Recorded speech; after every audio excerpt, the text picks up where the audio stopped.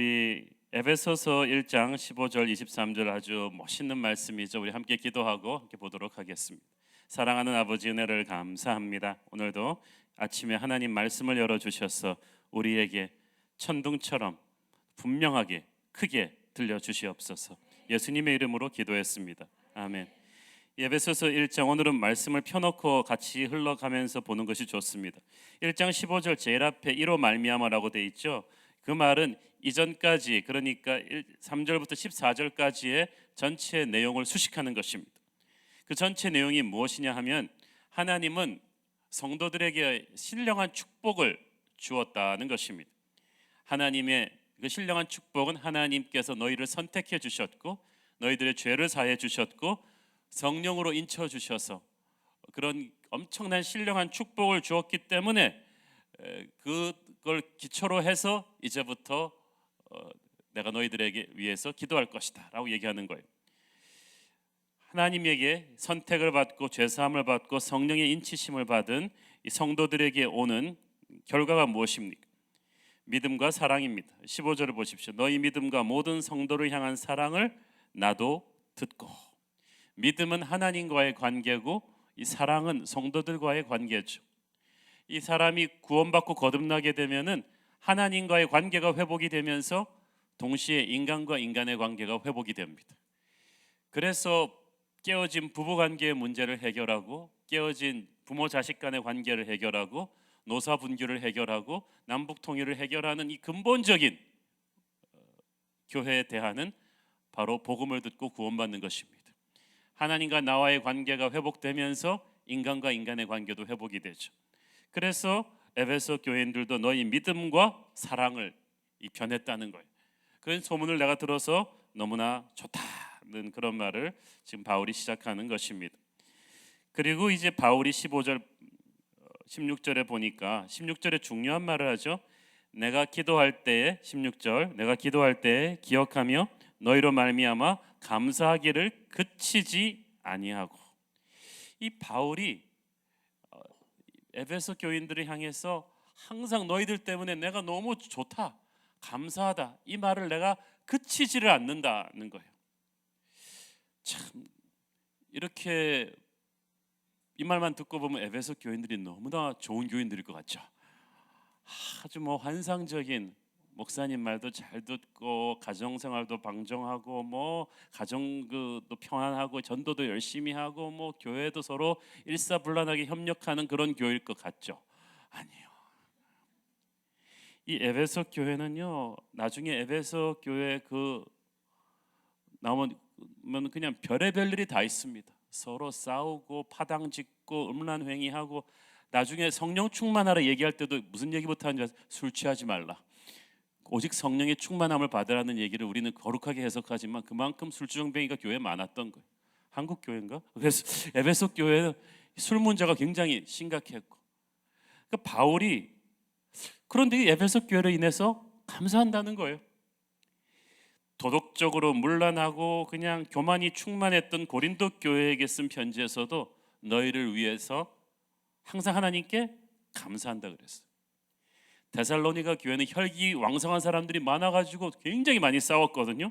그런데 그 교회도 너희를 인하여 항상 하나님께 감사한다. 그러니까 초대교회들이 완벽한 교회들이 아닙니다.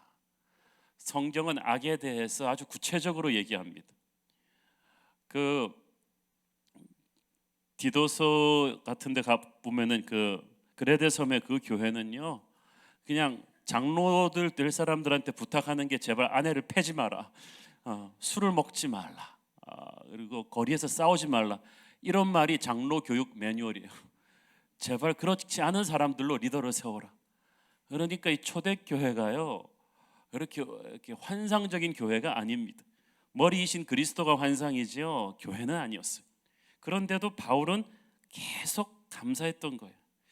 여러분도 감사할 거리가 있어서 감사하는 사람이 아니고 성령의 은혜로 그래도 체질이 바뀌었기 때문에 감사하는 사람이 되기를 바랍니다.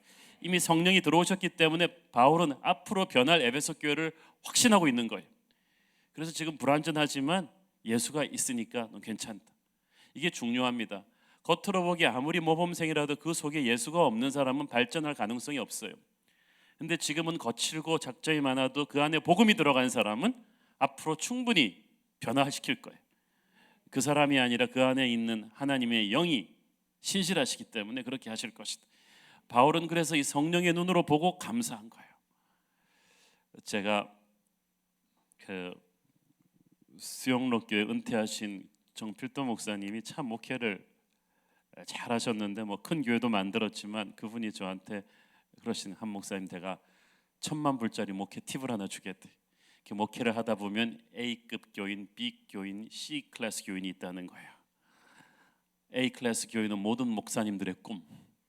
착하고 모든 집회 다 참석해주고 헌금 잘하시고 안 싸우시고 무슨 일 있으면 다 집회 참석해주시고 설교 은혜롭지 않아도 은혜롭다고 해주시고 그리고 항상 목사님한테 김치도 주고 그리고 목사님 힘들면 땀도 닦아주는 A급 교인이 있고, B급 교인은 C급 교인은 정말 성경에 나오는 무서운 교인들 있잖아요. 이게 막 무슨 틈만 있으면 막 분노를 터뜨리고 교회에서 싸움질하고 그러면서도 뺀질하고 공휴일마다 찾아서 다 안 나오고 이런 C급 교인들이 있는가 하면 B급 교인들이 또 있다는 거예요. 대부분의 많은 교인들이 B 교인인데 차지도 덥지도 않고 극단적으로 나쁘지도 않은데 극단적으로 좋지도 않고 적당한 선에서 평생을 가는 교인들이 있는데, 이 많은 목사님들이 A급, B급은 그래도 괜찮으니까 이 C급을 집중적인 타겟으로 변화시키겠다는 그런 가당찮은 꿈을 꾼다는 거예요. 그래가지고 설교 같은 데 할 때도 C급을 항상 야단을 치는 거예요. 이렇게 회칠한 무덤이고 막 그러면서 막 하는데, 이러다 보면은 A급이 화가 난다는 거예요. A급, B급이. 자기들은 아닌데. 괜히 여러분 사람들 늦게 오면 일찍 온 사람들이 야단 맞잖아요. 왜 늦게 오냐고. 자기들은 아닌데 계속 C급 걸 받으니까 멀쩡하던 A급이 세월이 지나면서 B로 C로 내려온다는 거죠. 이왕 야단 맞을 바에야 뭐 나도.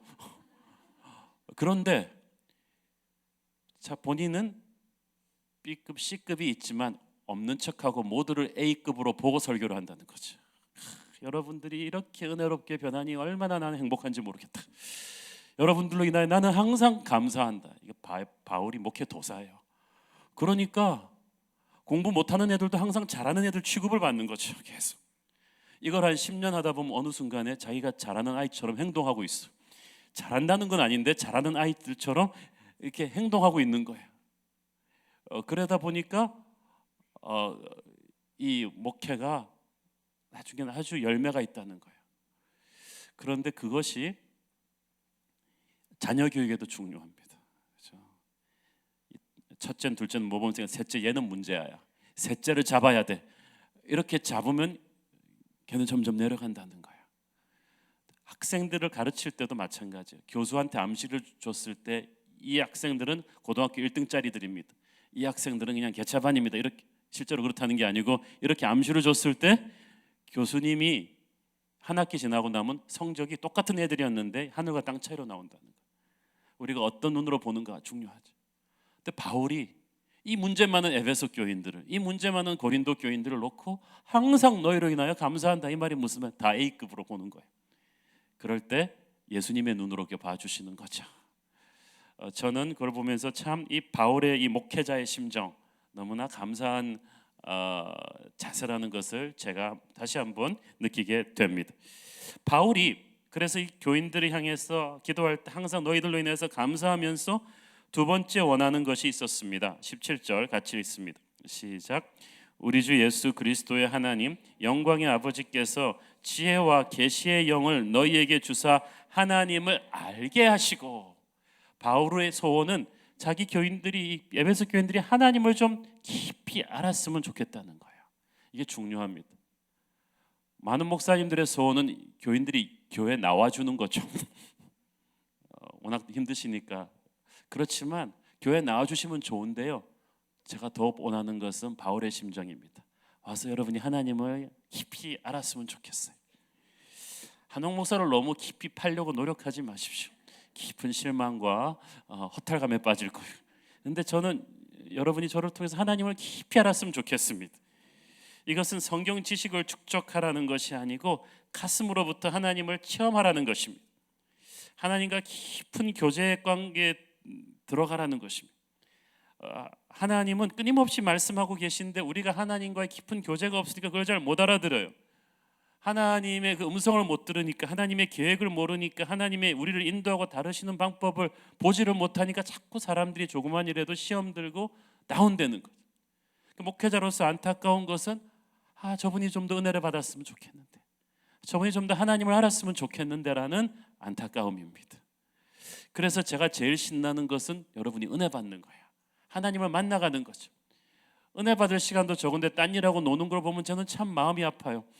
그래서 저는 교인들이 공허해지지 않기 위해서 굉장히 필사적으로 저는 불꽃 같은 눈으로 우리 새로운 교회 교인들이 놀지 않도록 하는 것이 저의 꿈이요 사명입니다. 우리 목사님들도 그 정말 공허할까 봐 이게 인생에 빈 구석이 없도록 이렇게 탁 하고, 우리 장로님들은 지금 거의 코가 거의 그러기 상태입니다. 그렇지만 은숙재 장로님 어디 가셨지? 그래도 행복하지 않습니까? 그 LCS를 또 끝내고 나서 끝난 줄 알았더니 SBS를 통해서 성경을 또 깊이 알고 순예배를 하고 모든 과정을 통해서 수요 예배를 하고 커피 브레이크를 하고, 저는 여러분이 하나님을 깊이 알았으면 좋겠습니다. 거기서 모든 상담과 치유가 다 끝납니다. 우리가 그런데 하나님을 제대로 알기 위해서는 첫째, 하나님을 아는 것을 막는 방해물을 걷어야 돼요. 18절을 보세요. 너희 마음의 눈을 밝히사. 그 말은 무슨 말이에요? 영적인 어둠에 있다는 것이에요. 우리가 예수님을 믿었을 때 유기의 비늘이 눈에서 떨어지면서 영적인 눈을 가지게 됐어요. 그렇지만 그러면서 자꾸 세상 속으로 살다 보면은 저도 모르게 자꾸 영적인 분별력이 흐려지거든요. 여러분이 드라마를 보는 것만큼, 욕심을 가지는 것만큼, 세상에 들어가서 이웃들과 떠드는 것만큼 자꾸, 이거는 마치 말하자면 안경에 먼지 끼는 것과 똑같은 거예요. 그것을 그래서 우리가 정기적으로 닦아주지 않으면 안 돼요.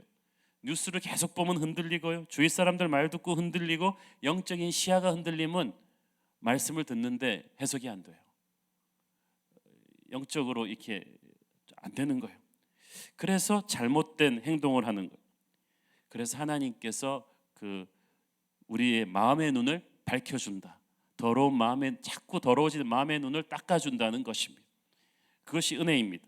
고린도후서 4장 6절 함께 한번 보겠습니다. 시작. 어두운 데에 빛이 비치라 말씀하셨던 그 하나님께서 예수 그리스도의 얼굴에 있는 하나님의 영광을 아는 빛을 우리 마음에 비추셨느니라.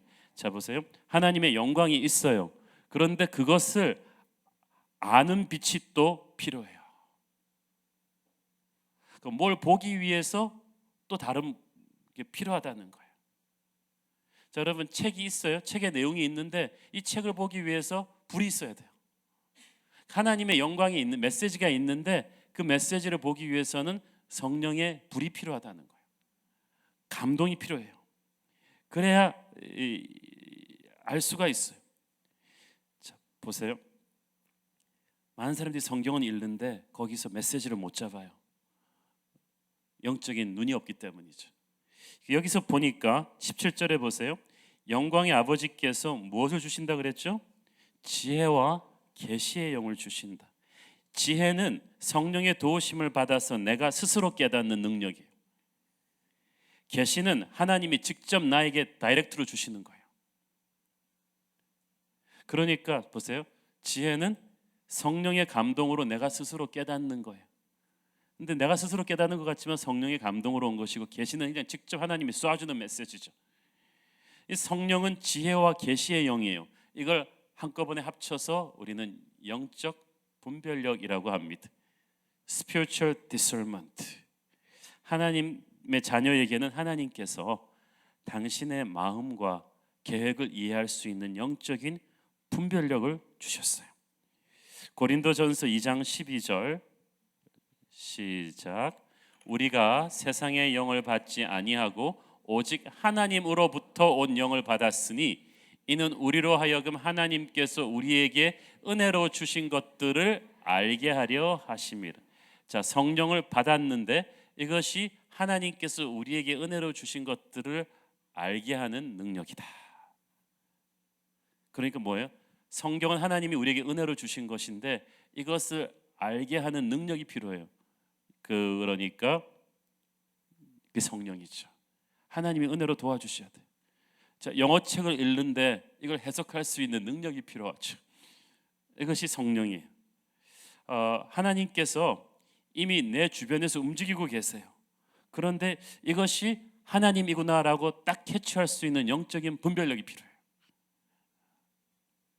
저희 교회가 한 1,500명 정도 됐을 때 스포타임에서 1,500명을 데리고 어디로 갈까 하고 고민하고 있는데 사실 발품 팔아서 수십 군데 다녀봤지만 뭐 없었어요. 주차장 문제도 그렇고. 그런데 제가 평소에 친하게 지내던 어떤 분의 전화를 딱 받고 여기 딱 왔을 때 이게 딱 공간을 딱 보는 순간에 이건 하나님이 준 자리구나. 그리고 여기 회장님이 너무나 처음부터 호의적으로, 사실 그 양반이 갑이고 우리가 을이었었는데 자기가 을처럼 적극적으로 도와주시고 이런 모든 상황들이 제가 그때 느낀 거예요. 이거 하나님이네, 하나님의 천사네. 이런 모든 과정들에서 이렇게 툭툭툭툭 움직여가는 것이 사람이 하는 일이 아니에요. 그런데 여러분, 이걸 볼 수 있는 성령의 눈이 없으면 와, 역시 나는 인기 짱인가 봐, 역시 나는 매력 있어 라는 이 가당찮은 나우중 신드롬, 나는 우주의 중심이라는 그런 생각을 하게 되죠. 아니에요. 하나님이 해주신 거예요. 여러분의 일상생활에서 여러분의 아이가 굉장히 공부를 잘하고 선생님한테 칭찬받고 그런다. 그럼 역시 애는 나를 꼭 닮았어, 유전자를 잘 받았어 라는 가당찮은 생각을 하기 마련인데, 그게 아니고 여러분의 유전자에도 불구하고 이런 애가 나왔다는 것은 그건 하나님이 움직이셨다. 이걸 볼 수 있는 게 영적인 분별력이에요. 이게 지혜와 계시의 영이에요. 우리 최고급 성경 공부 과정 SBS 같은 데서 가르치는 거는 성경 지식이 아니라 이겁니다. 기도하면서 하나님께서 말씀 안에 숨겨 놓으신 것을, 은혜로 주신 것을 내가 눈이 없어서 깨닫지 못하고 있었던 것들을 찾아 먹는 거예요. 우리가 보통 뭐 이런 그 SK 카드 같은 거 받았을 때 나중에 읽어보니까 그 카드로 오는 프리미엄 혜택이 많은 거예요. 극장 주유소 같은 거 할인 다 되고 막 그러는데 내가 몰라서 못 찾아 먹고 있던 것을 누가 알려주면 가죠. 하나님께서 우리에게 주신 엄청난 은혜의 선물들을 볼 수 있는 능력, 이걸 하나님이 여러분에게 주시기를 원한다 하는 거예요. 이걸 깨닫고 나면 감사가 넘치거든요. 이걸 깨닫고 나면 세상에 못할 일이 없거든요. 확신이 오거든요. 그러므로 하나님을 더욱 깊이 아는 것은 여러분 인생 최고의 목표가 되어야 합니다. 에스겔서 47장을 보면은 성전에서 물이 나오는데 처음에는 발목을 채우고 무릎을 채우고 허리를 채우고 어깨를 채워서 나중에는 헤엄치지 못할 정도의 거대한 강이 되잖아요.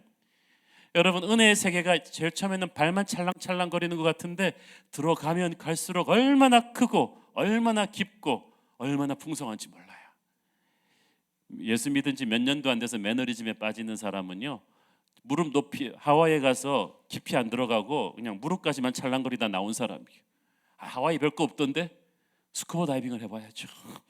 잠수함 타고 들어가 봐야죠. 저는 여러분이 스쿠버 다이빙도 하고 잠수함도 타보기를 바랍니다. 영적인 세계에서 그러라는 거죠. LCS도 하고 나중에 SBS도 하시고 커피 브레이크도 하시고 순모임도 하시고 깊은 은혜의 세계로 깊이 들어가서 그분의 임재를 여러분이 알기를 바랍니다. 하나님을 아는데 자신을 투자하십시오. 그러면 그것이 여러분을 살리고 여러분의 가문을 살려줄 거예요. 하나님께서 우리의 눈을 밝히셔서 하나님을 알게 하실 때 하나님이 주신 세 가지 축복이 있습니다. 18절 시작. 너희 마음의 눈을 밝히사 그의 부르심의 소망이 무엇이며 성도 안에서 그 기업의 영광의 풍성함이 무엇이며 19절 그의 힘의 위력으로 역사하심을 따라 믿는 우리에게 베푸신 능력의 지극히 크심이 어떠한 것을 너희로 알게 하시기를 구하노라. 첫째는 부르심의 소망, 둘째는 영광의 풍성함, 셋째는 지극히 크신 능력. 이걸 하나님이 우리에게 주셨다는 것입니다. 하나님께서 먼저 우리에게 부르심의 소망을 주셨다는 것을 끊임없이 알게 하십니다. 성경에서 부르심을 얘기할 때는 여러분이 두 가지로 딱 해석하시면 돼요. 구원으로 부르시는 이 있고 사명으로 부르시는 것이 있습니다. 1단계가 구원으로 부르시는 것이죠. 여러분을 죽음에서 살리셔서 생명으로 구원하신 이 구원으로의 부르심을 바울은 너희들은 이걸 날마다 새롭게 깨달아야 된다. 복음을 매일 다시 들으면서 그 처음 구원받았을 때 그 감격을 결단코 놓쳐서는 안 된다. 결코 이것을 당연시 여기지 마라. 구원을 당연시 여기지 마라. 은혜를 당연시 여기지 말라. 너를 구원하신 하나님의 부르심의 소망을 항상 감사 여기며 살아라. 이게 첫 번째고요. 부르심의 소망의 두 번째는 구원받은 너희를 어떤 사명으로 부르셨다는 것을 기억해라. 그래서 구원받은 사람은 하나님께서 어떤 분야로 나를 부르셨다는 사명의식이 있는 사람은 자기가 있는 직장, 자기가 있는 가정, 자기가 있는 어떤 자리를 우습게 보지 않습니다. 이 세상 사람들은 정말 목구멍이 포도청이라서 또 죽지 못해 직장 간다. 대충 하루 어떻게 때우나. 쥐꼬리만한 월급으로 내가 이게 무슨 꼴이냐. 언제쯤 빨리 은퇴하고 국민연금 받아 살까. 이런 생각을 하고 사는 거죠. 그런데 하나님께서 나를 이 직장으로 보내셨다는 생각을 한다면 이 사람은 완전히 달라지죠. 내가 비록 카운터 앞에서 이 캐시어를 보고 있지만은 오늘 나의 미소로, 나의 사랑으로 하나님이 누군가에게 빛을 주기를 원하실 텐데 이 자리가 얼마나 위대한 자리냐는 사명의식을 갖고 있다면 달라질 거예요. 살림도 마찬가지죠. 이놈의 집안일은 해도 티가 안 나고 안 하면 반드시 티가 나고 그게 목회랑 똑같은 거예요. 한다고 티는 안 나는데 안 하면 반드시 사고가 나는 그런 이건 나는 뭐 밥하는 기계야 뭐야 그러면서 하기가 쉬운데 제가 그때 말씀드렸죠. 이 살림이 얼마나 중요한가. 살림을 거꾸로 반대로 하면 죽임이 되죠. 여러분이 살림을 못하면 남편이 죽어요. 애들이 죽어요. 그러면 여러분이 죽여놓은 남편과 애들이 대한민국의 정계, 재계, 교육계를 무너뜨리는 거예요. 얼마나 위대한 자리입니까? 자기에게 주어진 그 자리, 그 부르심의 그 소망, 하나님께서 내 자리를 통해서 뭔가 하실 일이 있다는 것을 아는 사람이 그 자리가 선교지예요. 괜히 여름에 어디 딴 나라 가는 게 선교지가 아니라 그 자리가 선교지라는 거예요. 이 부르심의 소망을 너희들이 알기를 원한다. 너희들이 서 있는 자리를 감사하고 살아라 그거죠. 둘째는 18절에 또 나오죠. 성도 안에서 그 기업의 영광의 풍성함이 무엇인지를 알아라. 그 영적인 눈이 떠지면 성도 안에 있는 기업의 영광의 풍성함. 기업은 쉽게 말해서 여러분 삼성 같은 기업이 있죠. 그 기업 하나 엄청난 기업이죠. 삼성이 휴대폰 하나로 한국보다 유명해졌잖아요. 대한민국 프리미엄보다 더 유명한 게 삼성이라는 기업입니다. 그런데 우리가 삼성 대단한 기업인걸, 현대기아자동차 대단한 기업인걸, 그런데 하나님께서도 기업을 운영하십니다. 그런데 우리 눈에 보기에 쉽게 그 풍성함을 이 땅에서는 이해할 수 없는 기업이에요. 그것이 바로 성도들이에요. 그 성도 안에 있는 그 기업의 영광의 풍성함. 여러분 딴 데서 영광을 찾지 마세요. 하나님의 교회 안에 있는 성도들 한 사람 한 사람 안에 하나님의 엄청난 영광이 이루어지고 있습니다. 이거 천국 가면 다 알게 될 거예요. 우리가 우습게 생각했던 이 성도 한 사람 한 사람이 얼마나 중요했는지를. 사실 100여 년 전에 우리 땅에 온 파란 눈의 20대 선교사님들 얼마나 고생 많이 하셨습니까? 양화진 묘지 가보면, 선교사 묘지 가보면요 30대 요절한 선교사들 되게 많아요. 아이들이 한국의 그 토질병을 이기지 못하고 죽어서요 갓난아기 무덤도 굉장히 많습니다. 그 파란 눈의 선교사들이 이 땅에 와서 선교사 어린이 잡아먹는다는 소문이 퍼져서 선교사들이 다 식인종 취급받고 길에 지나다니던 사창가에서 버리고 부모가 버린 그냥 시커먼 여자아이들 씻기고 입혀가지고 한 4-5명 놓고 학교 시작한 게 그게 이화학당이에요. 이화여대 출신들 손들 여러분들 선배들이 그렇게 화려하게 시작한 게 아닙니다. 그 절망같이 힘들던 그때 그렇게 만든 한 명 한 명 조선 땅의 성도들이 오늘날 미국과 함께 세계 최고의 그 중에서 도산 안창호가 나오고 이렇게 한국의 위대한 부흥을 이룰 교회가 될 줄은 생각도 못했을 거예요. 하나님은 한 사람 한 사람 성도를 통해서 삼성, LG보다 더한 엄청난 하나님의 기업을 이루어 가십니다.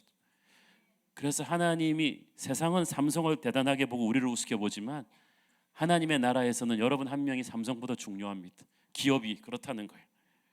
저는 새로운 교회 지난 근 4년의 역사를 볼 때도 그렇습니다. 한 분 한 분 성도의 힘이 얼마나 크고 위대한지 모릅니다.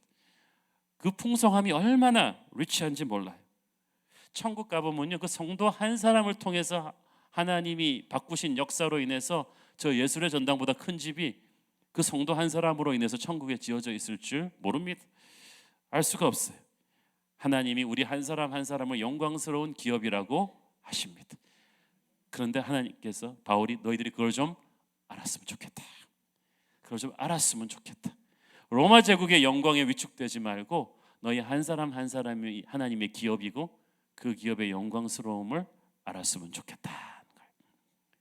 또 뭘 알기 원합니까? 19절 시작. 그의 힘의 위력으로 역사하심을 따라 믿는 우리에게 베푸신 능력의 지극히 크심이 어떠한 것을 너희로 알게 하시기를 구하노라. 하나님이 우리에게 베푸신 능력이 얼마나 큰지를 너희가 아느냐 하는 거예요. 너희가 아느냐. 여러분 아세요? 뭐 이게 사실일지 모르겠습니다만은 뭐 우리가 인간의 뇌 10%도 못 쓰고 죽는다지만 입증된 건 아닙니다만은 뇌 10%가 문제가 아니라요. 여러분은 하나님이 여러분 안에 주신 성령의 능력의 10%가 아니라 거의 100분의 1도 못 쓰고 계세요. 지금 자기가 모르는 거예요. 지금 얼마나 큰 능력이 주어져 있는지. 옛날에 제가 본 미국 드라마 SF 드라마 시리즈예요. 어떤 외계인이 떨어뜨린 슈퍼맨 수트 박스를 한 얼뜨기 미국 시골 교사가 주었어요. 입어봤어요. 입어봤더니 막 하늘을 날고 그러는데 어떻게 랜딩할 줄은 몰라. 매뉴얼을 외계인은 딴 데 떨어뜨린 거예요. 그래가지고 슈퍼맨 수트만 입었어요. 그래가지고 매주마다 이 사람은 그 수트에 숨겨져 있는 능력의 비밀을 조금씩 깨닫는 게 사고로 그게 에피소드예요. 막 그래서 날긴 하는데 으악 그러면서 빌딩 가서 쾅 부딪히고 방향을 잡을 줄 몰라요. 그리고 보니까 그 안에서 막 광선도 나오고요, 막 물에도 들어갈 수 있고 막 그런 게 있는데 이 사람이 문제는 모른다는 거죠. 자기 그 수트의 위대함이. 나중에 보니까 1000개가 넘는 능력이 있는데 이 사람은 처음엔 1개 쓰다가 2개 쓰다가 3개 쓰다가. 여러분 지금 스마트폰 기능 제가 보건데 여러분이 한 10분의 1도 못 쓰고 있을걸요. 카톡, 문자 뭐 이런 거 잠깐 요 정도 외에는 애들은 바바바박 쓰는데 여러분은 그냥 뒤떨어지지 않기 위해서 열심히 하고 있는데 하나님의 능력은 엄청납니다. 그런데 많은 사람들이 그거를 쓰지를 못해요. 우리가 하나님께서 우리에게 말씀하셨어요. 나를 믿는 자는 죽어도 살겠고 살아서 나를 믿는 자는 영원히 죽지 않을 것이다. 하나님을 믿는 자에게는 하나님께서 엄청난 하늘의 능력을 연결시켜 주셨는데 이게 믿음이 없고 영적으로 무지하고 성도들의 격려와 또 좋은 영적 리더십의 가르침이 없으니까 이게 폭발하지가 않는 거죠. 그게 사탄이 제일 좋아하는 것입니다. 사탄의 작전은 딱 2개예요.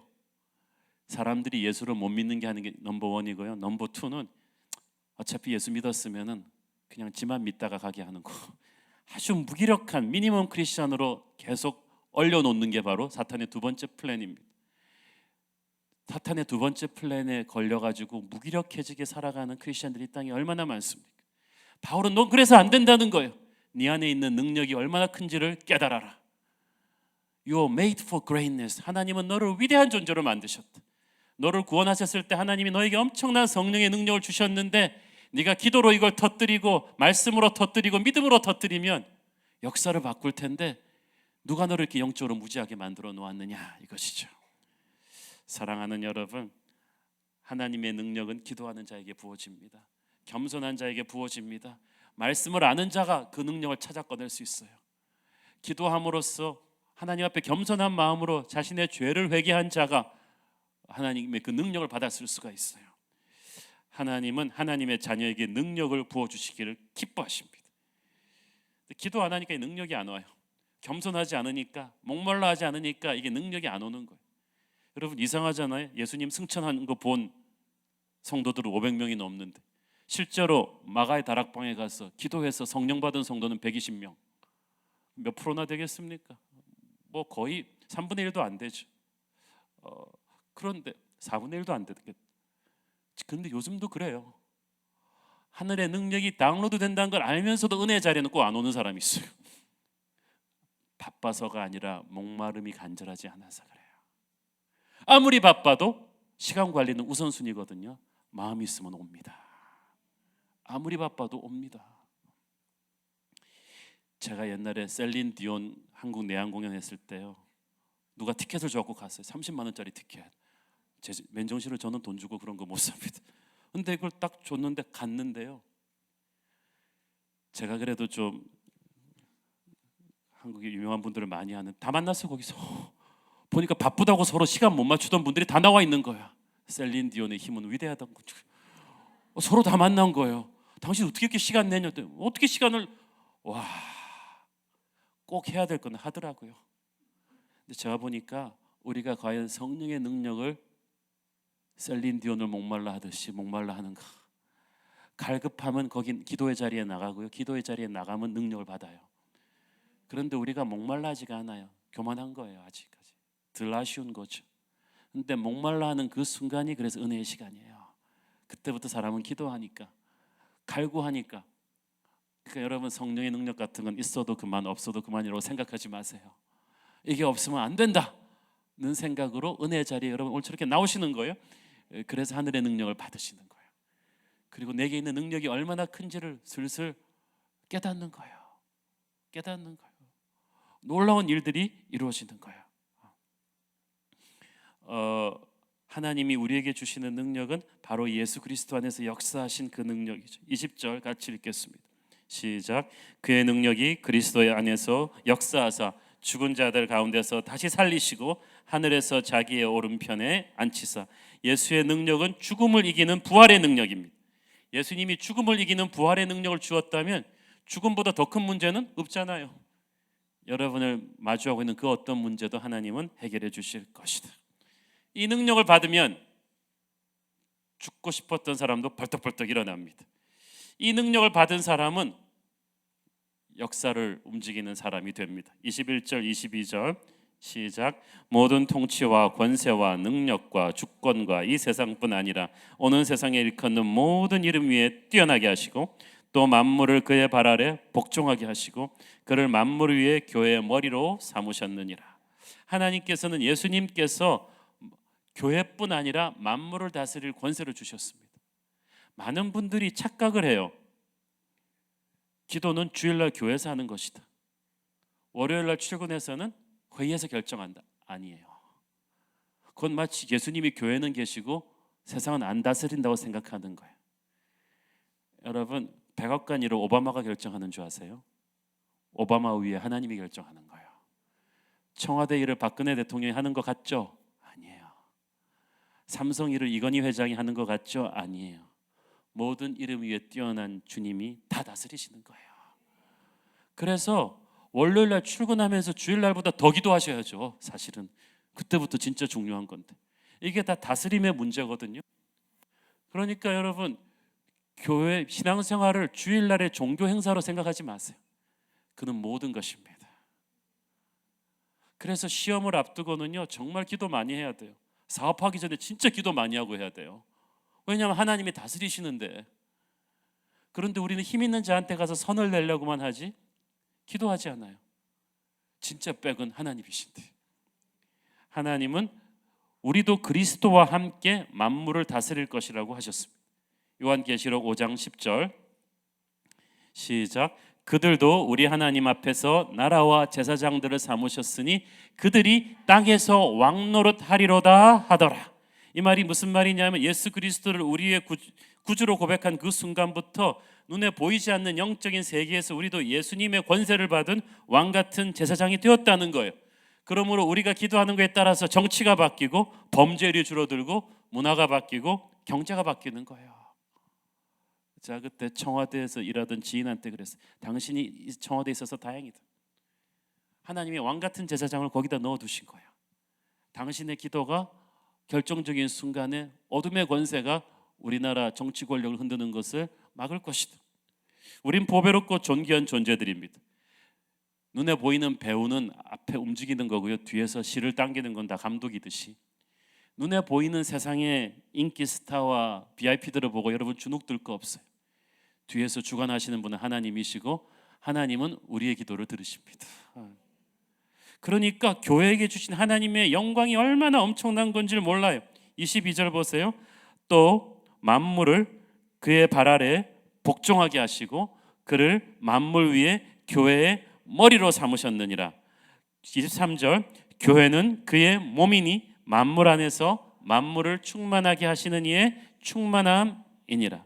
그러니까 예수님께서 교회뿐 아니라 모든 만물을 다스리시는데 이게 굉장히 중요합니다.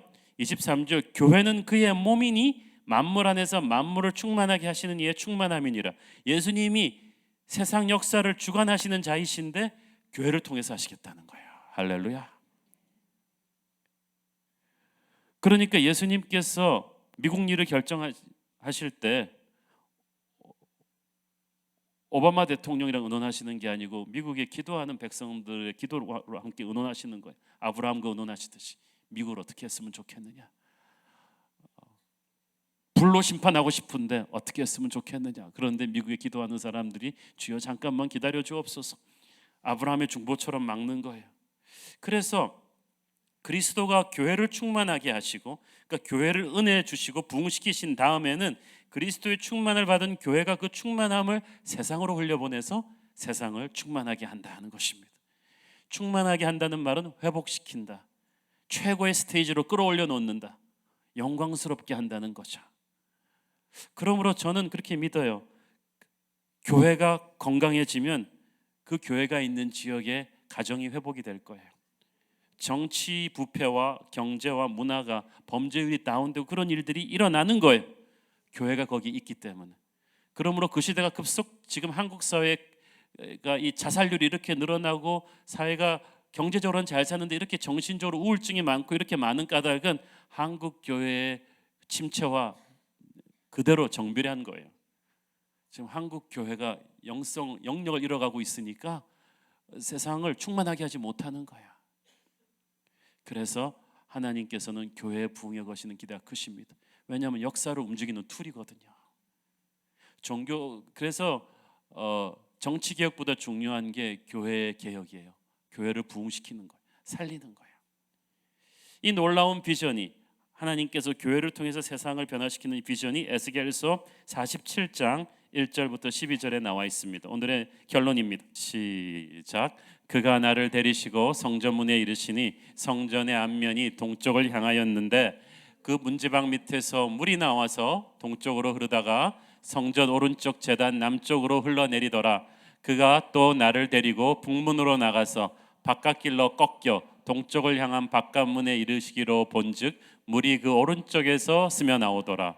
그 사람이 손에 줄을 잡고 동쪽으로 나아가며 천척을 측량한 후에 내게 그 물을 건너게 하시니 물이 발목에 오르더니 다시 천척을 측량하고 내게 물을 건너게 하시니 물이 무릎에 오르고 다시 천척을 측량하고 내게 물을 건너게 하시니 물이 허리에 오르고 다시 천척을 측량하시니 물이 내가 건너지 못할 강이 된지라.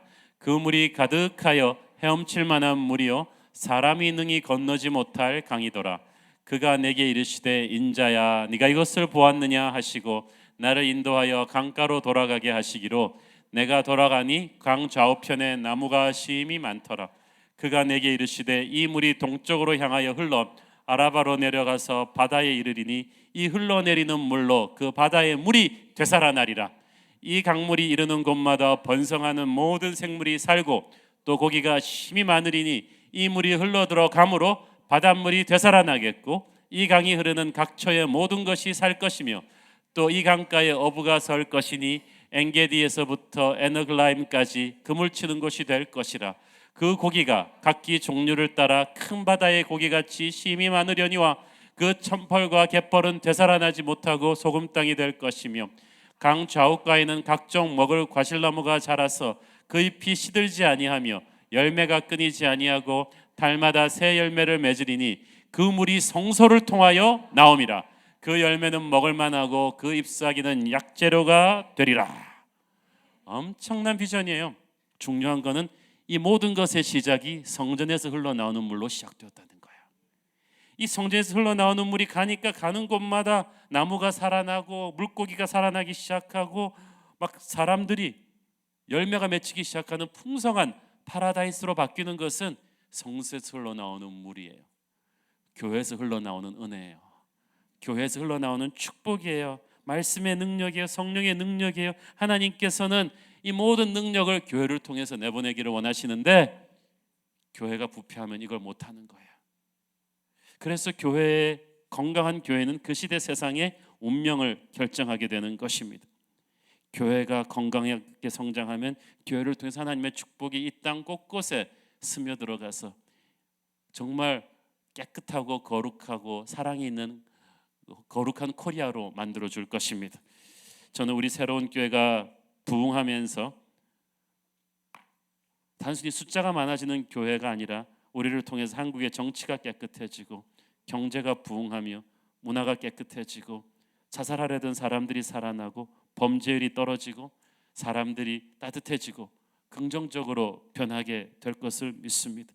그것이 저와 여러분을 통해서 하나님이 원하시는 꿈이라고 믿습니다. 함께 기도하겠습니다. 사랑하는 아버지, 은혜를 감사합니다. 하나님은 크신 분인데 그 크신 하나님을 너무나 작게 믿은 우리의 믿음 없음을 용서하여 주옵소서. 무리바다 덮음같이 여호와의 영광이 온 땅에 퍼져나가는 축복이 우리를 통하여 흘러가게 하여 주옵소서. 예수님의 이름으로 기도했습니다. 아멘.